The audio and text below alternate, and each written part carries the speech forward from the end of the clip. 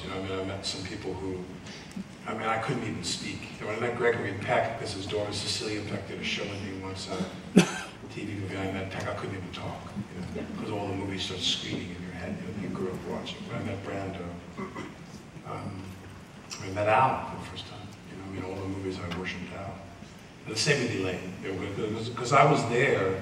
I will tell you that there were two events in the theater, and I used to go to the theater all the time. I don't go as much as I used to.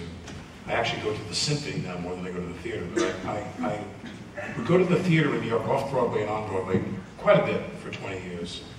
And there were two shows I went to see that shared an experience. One was the opening night of The Producers on Broadway.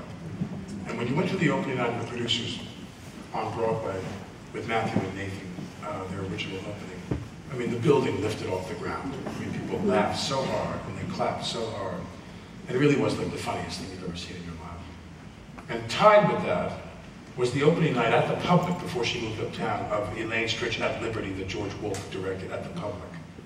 And when she, pardon me, when she ran at the Public in the theater downtown on Lafayette Street, I went to that opening night, and everybody who knew Elaine in her career that was in town that night was there. It was just packed with, pardon me, famous people in the theater.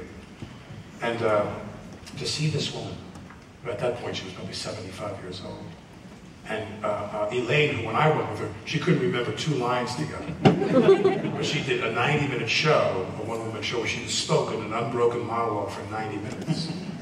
And it was thrilling. I mean, and she really was, in what I grew up equating as talent. Talented people were people who, you got some sense of that talent when they just spoke to you. You know, you didn't, Jonathan Winters was talented. You got a whiff of that when he was on a talk show. Richard Burton, you know, I mean, people who you got a sense of who they were just from being around them.